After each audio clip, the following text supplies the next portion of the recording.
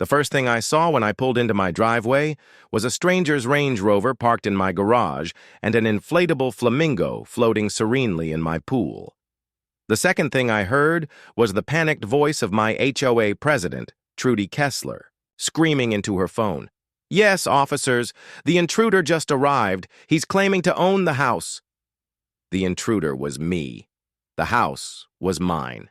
And apparently, Trudy had been living in it for the past 2 weeks.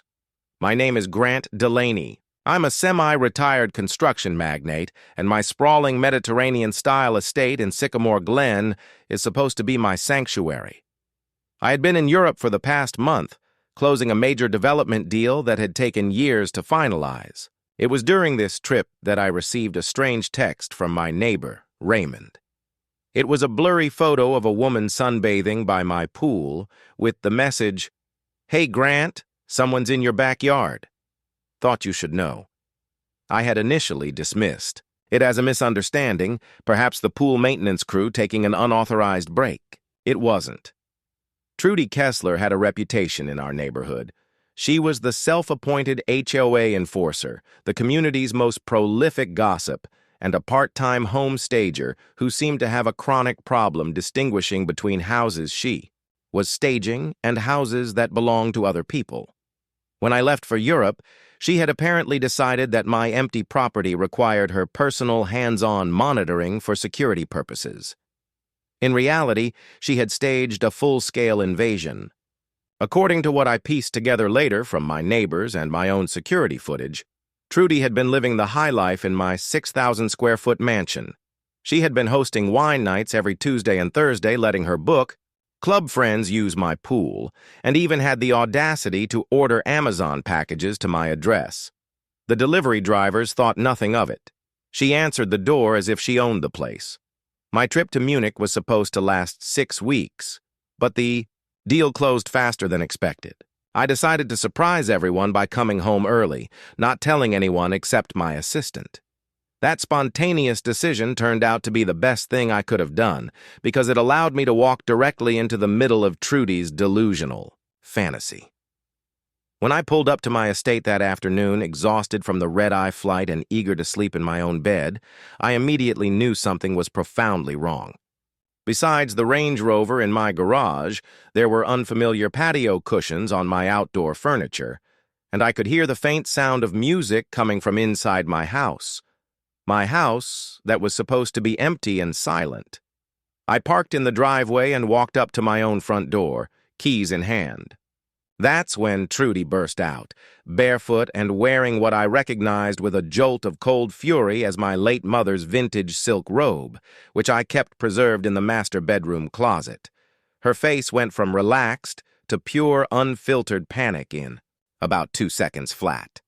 "Stop right there!" she shrieked, her voice a high-pitched alarm of manufactured authority. "This is private property! I'm calling the police!" She was already dialing 911 on her phone, pacing back and forth on my own front lawn as if she were the victim of a home invasion. For a moment, I was genuinely stunned into silence by the sheer, breathtaking absurdity of the situation. "Trudy," I said, my voice as calm as I could muster, "this is my house.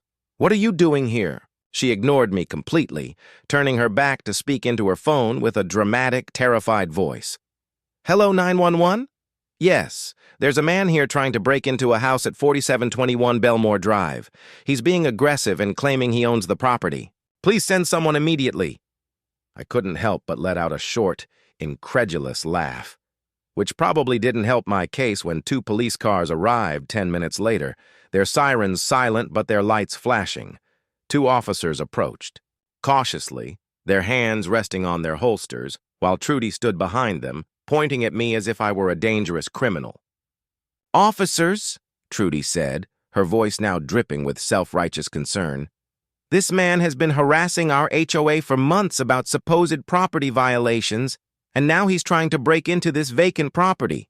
The owner is overseas." The younger officer, whose badge read Garland, looked at me with a skeptical expression. "Sir, can you explain what you're doing here?" I pulled out my wallet, keeping my movements slow and deliberate. My name is Grant Delaney. This is my house. I own it. I have my driver's license right here with this address on it, and I can show you the mortgage paperwork on my phone if you need it. Trudy's face turned an interesting shade of purple. That's impossible, she declared. The owner is in Europe. I am the HOA president, and I've been monitoring this property for security reasons while he's away. Monitoring it by living in it? I asked, a sharp, sarcastic edge to my voice. Is that your Range Rover in my garage? Are those your wine bottles I can see through the kitchen window? Officer Garland's expression shifted from skeptical to intrigued. His partner, Officer Booker, stepped forward. Ma'am, do you have any documentation showing you have permission to be on this property? Trudy started stammering, her confident facade cracking. I don't need documentation. I'm the HOA president. It's my responsibility to ensure vacant properties are secure. I pulled up my Ring doorbell app on my phone. Officers, would you like to see the footage of Ms. Kessler arriving here with a moving van 2 weeks ago? Or perhaps the clips of her hosting parties in my backyard? I've been monitoring my own security cameras from Munich. The officers exchanged a look. Officer Booker asked with a firm tone, Ma'am, did you bring a moving van to this property? Trudy's mouth opened and closed like a fish. That was just some furniture, for staging purposes. The property value affects the whole neighborhood. So, you admit to moving furniture into a house you don't own without the owner's permission? Officer Garland asked with barely concealed amusement. I scrolled through my phone. Here's footage from last Tuesday. That's Trudy and about 12 other people having a pool party. Oh, and here's Thursday's book club meeting in my living room. Should I keep going? Trudy's friends, who had been watching from inside, suddenly scattered like roaches. Trudy, Officer, Booker said, his tone now serious. I need you to answer this question very carefully. Do you have any legal right to be inside this man's house? She pulled herself up to her full height. I have every right as the HOA president to ensure properties meet community standards. The grass was half an inch too long. Officer, Garland actually snorted. Ma'am, that doesn't give you the right to move into someone's house? I decided to drive the final nail in. Officers, would you like to see the Amazon delivery confirmations? She's been having packages sent here in her name. That's when Trudy made her biggest mistake. She tried to run back into the house. Officer Booker moved quickly, catching her arm. Ma'am, I'm going to need you to stay right here. The next 30 minutes were quite satisfying. The officers discovered she had changed the guest code on my smart lock system, essentially, locking me out of my own home. Ms. Kessler, Officer Garland said, you're under arrest for breaking and entering, criminal trespassing, and unauthorized use of property.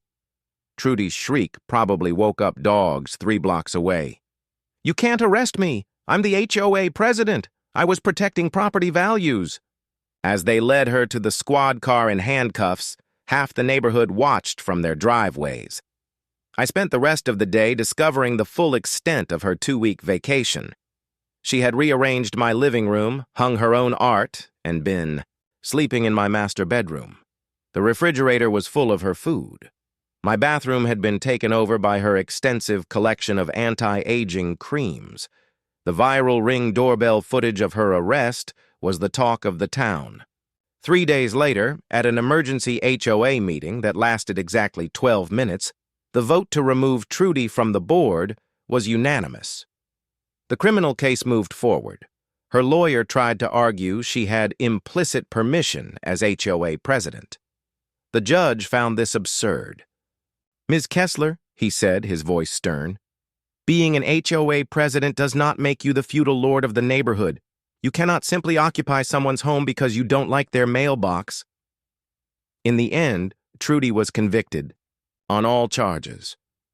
She was sentenced to 18 months in prison and ordered to pay $25,000 in restitution for damages and legal fees.